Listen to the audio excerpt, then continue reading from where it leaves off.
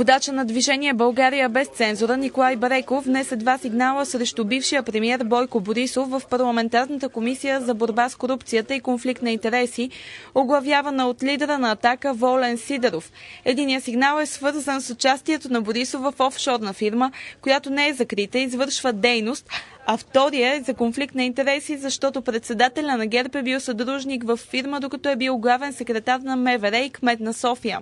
Екс-журналиста Николай Бареков се срещна с лидера на Атака Волен Сидеров, за да му връчи 2 сигнала за офшорни участия на Бойко Борисов. Пред медиите Бареков заяви, че се среща с националиста само в качеството му на председател на антикорупционната комисия и помоли да не се правят спекулации по този повод. Той посочи още, че през годините Атака е претърпяла много сериозно развитие. Бареков ясно отбеляза, че според него студентските протести са платени от Борисов.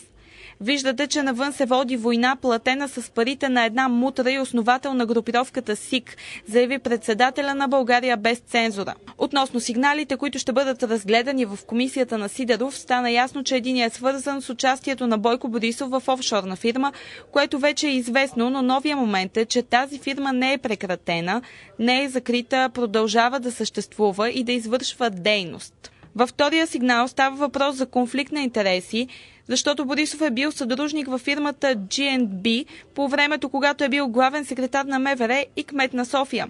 По закона за държавния служител и закона за местното самоуправление това е конфликт на интереси.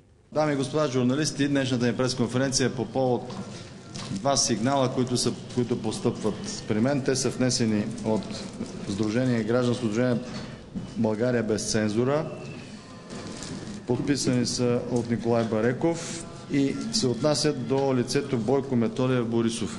Единият сигнал е свързан с неговото участие в офшорна фирма, което вече медийно стана известно, но тук новия момент е, че тази фирма не е прекратена, не е закрита, както твърди самия Борисов, а продължава да съществува, да извършва дейност и през нея да минават пари.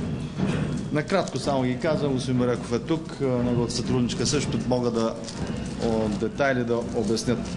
Втория сигнал е свързан отново с лицето Бойко Методиев Борисов и става дума за конфликт на интереси.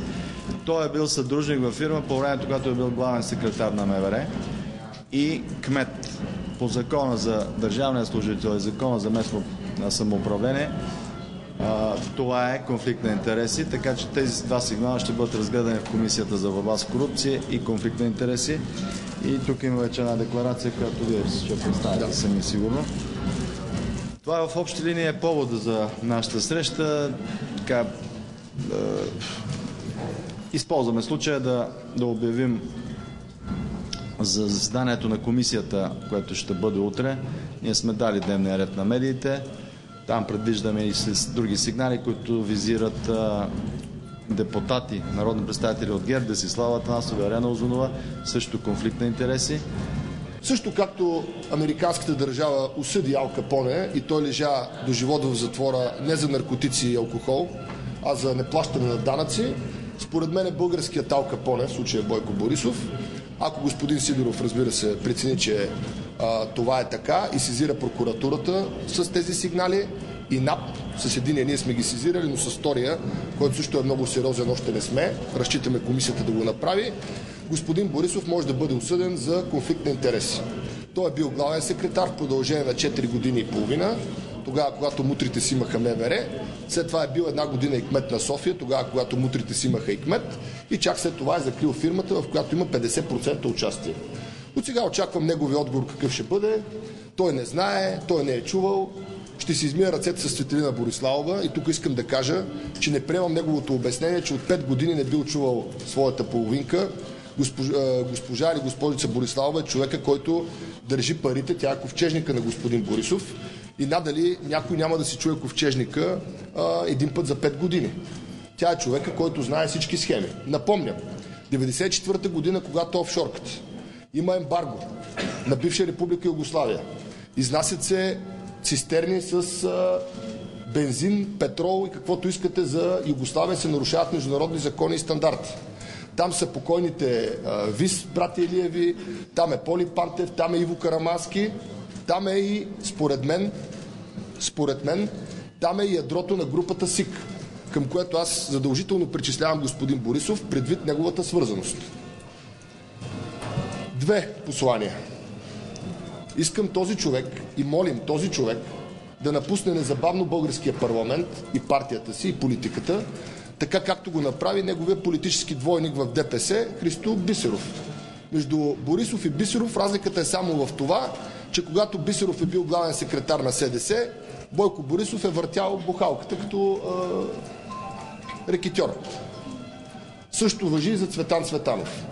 Третото нещо, което предлагаме и го даваме както на господин Сидеров, така и на Комисията по правните въпроси, надяваме се и желаем парламента да приеме закон за лустрацията и в него да попаднат всички основатели и членове на криминални групировки по време на прехода. Ако колегите си свършат работата в парламента, господин Борисов няма да има избор и ще трябва доброволно или доброзорно да напусне политическата сцена, иначе продължим да ставаме свидетели и участници в събития, които тласкат и водят страната към гражданска война.